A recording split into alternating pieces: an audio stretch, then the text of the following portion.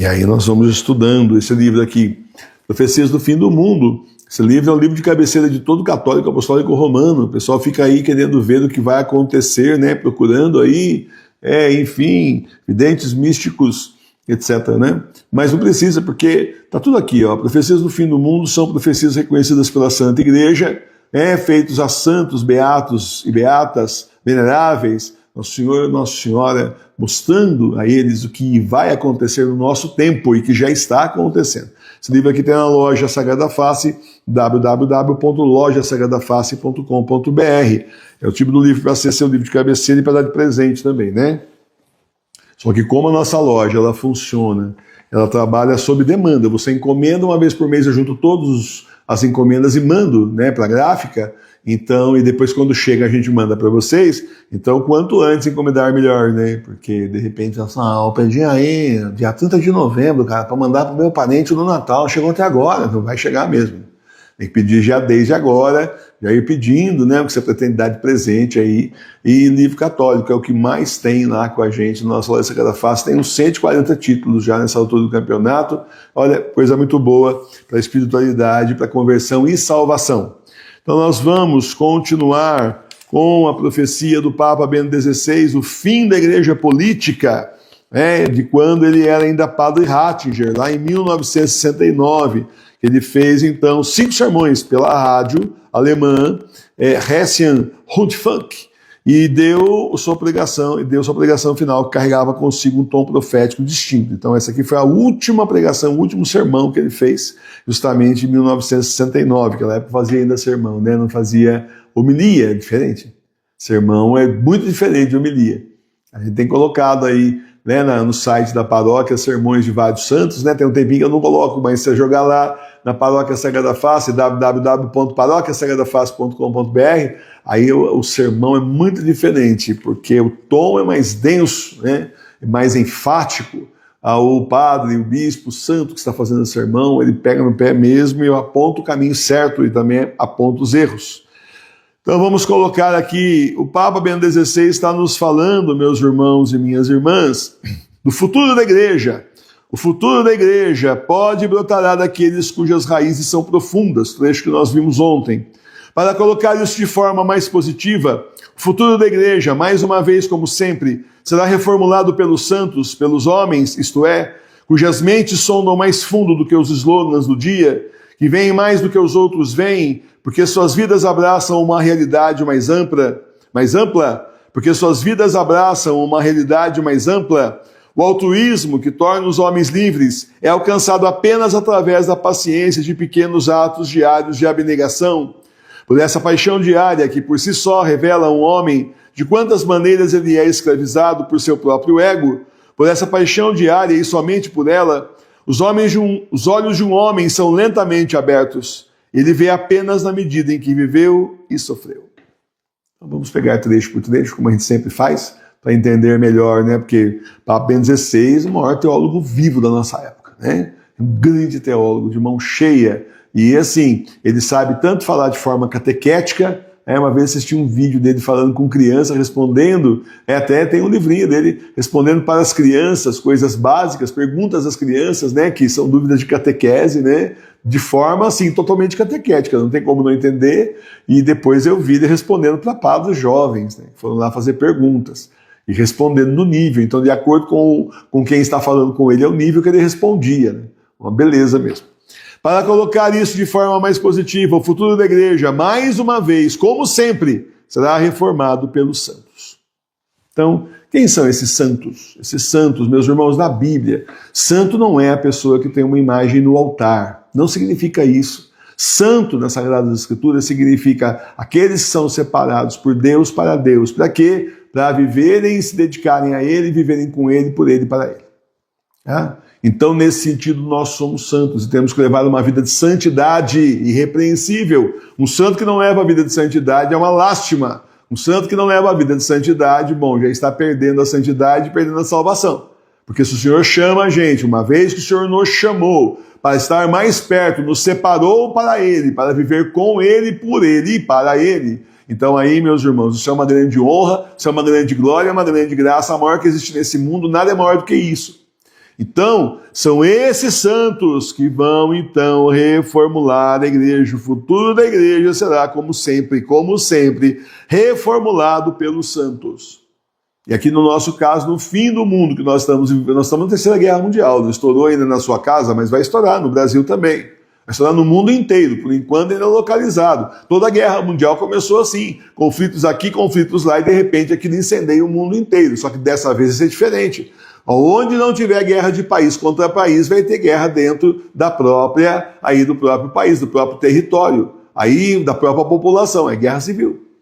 Que no Brasil vai ter guerra civil, já foi profetizado por Nossa Senhora de Simples em 1936, no sertão de Pernambuco, e essa aparição é reconhecida pela Santa Igreja. Então vai ter guerra civil. Ela disse bem assim, se o Brasil cair na mão dos comunistas, então vamos ter guerra civil e mais 3 castigos.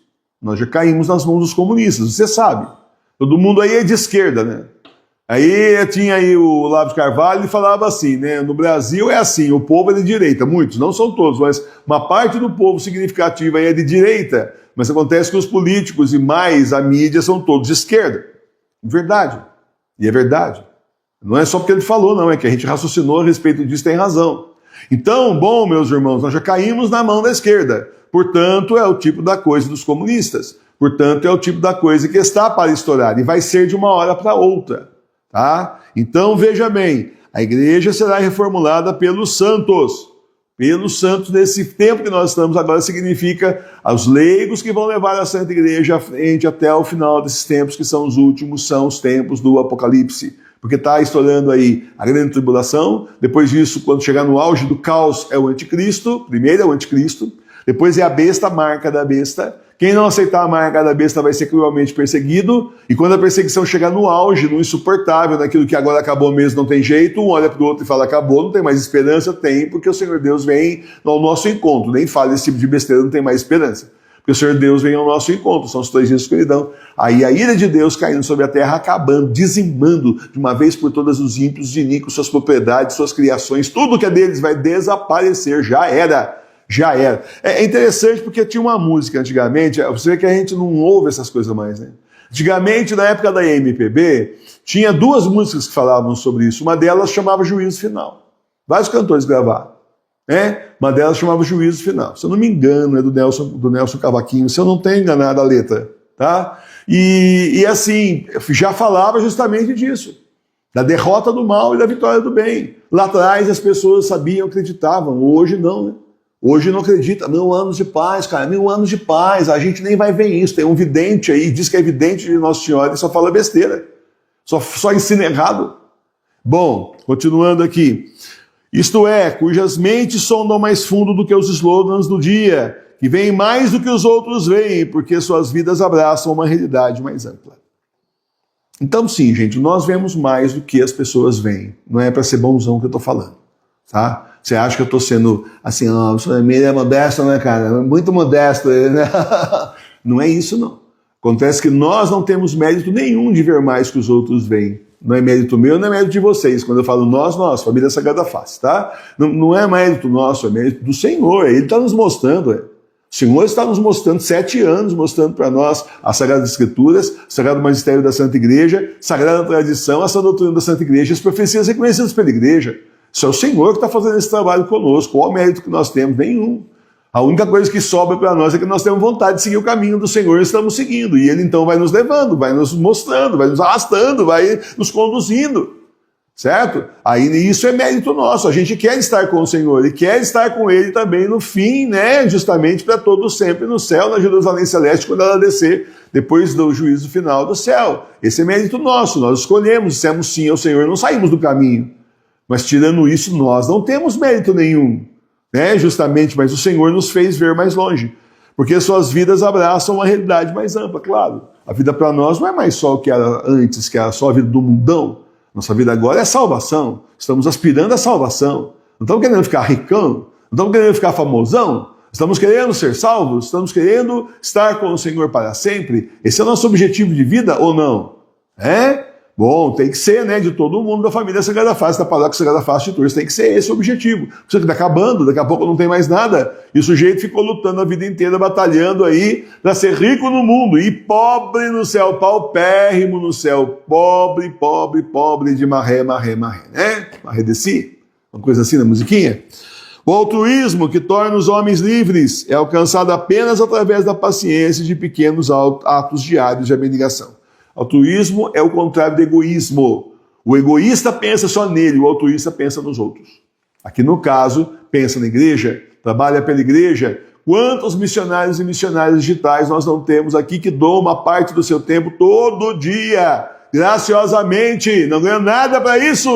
Outro dia teve uma missionária que falou, o senhor fala que a gente não ganha nada, claro que a gente ganha as bênçãos do Senhor. Eu estou falando não ganha nada de dinheiro, mas é verdade. O Senhor abençoa, a paróquia não paga. Mas é um trabalho assim que as pessoas fazem voluntário para levar a palavra de Deus para mais pessoas, fazendo artes, uns fazendo artes, divulgando, outros não sabem fazer arte, mas divulgam as artes que as meninas fazem, colocam lá no Facebook, na nossa página Paróquia Sagrada Face de Tours.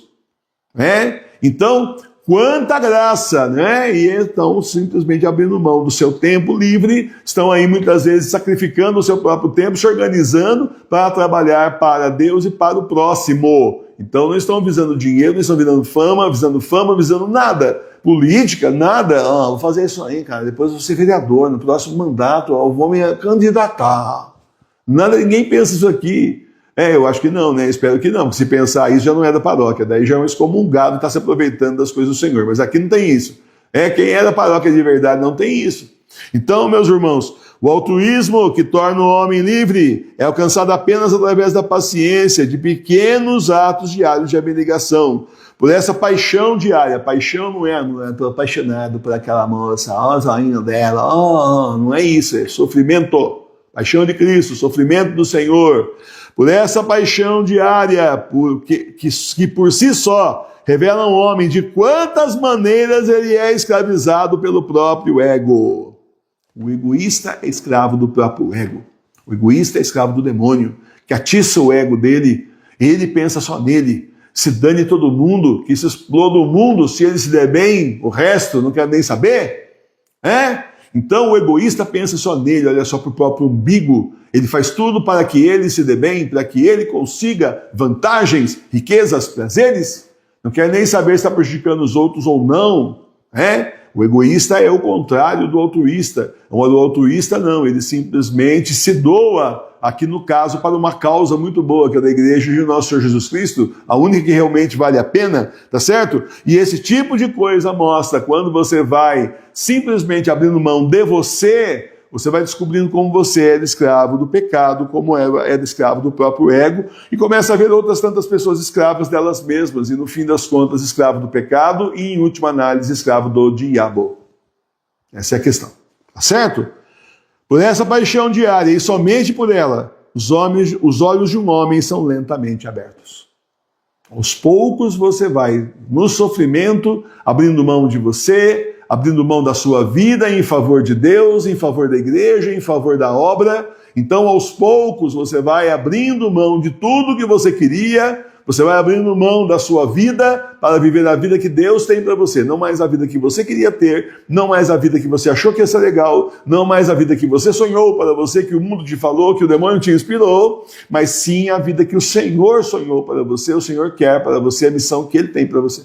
E que no final tem o grande prêmio da salvação. Certo? Ele vê apenas na medida em que viveu e sofreu. Então, meus irmãos e minhas irmãs, a questão é, vida é mesmo sofrimento, por isso que lá, justamente no Salve Rainha, a gente fala nesse vale de lágrimas. Quem quer uma igreja facinho, feliz e seguir, bom, não é na Igreja Católica Apostólica Romana, tá cheio de seita por aí, inclusive a seita bergoliana, Boa Viagem. Aqui não. Aqui a gente tem 2 pés na realidade, somos adultos. E temos 2 pés na realidade, como sempre o ser humano teve. Você simplesmente vai morrer, vai ser julgado. Depois você vai para o céu, para o purgatório, para o inferno, e da morte ninguém escapa. Da morte ninguém escapa. Quantas vezes eu vi gente bem mais velha que eu falando isso? Da morte ninguém escapa, estamos todos indo para a morte.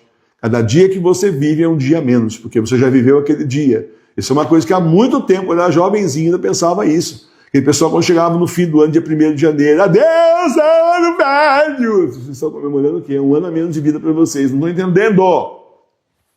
Nunca entendi isso daí. Aquelas ilusões que a mídia coloca na cabeça das pessoas, aquelas propagandas horrorosas.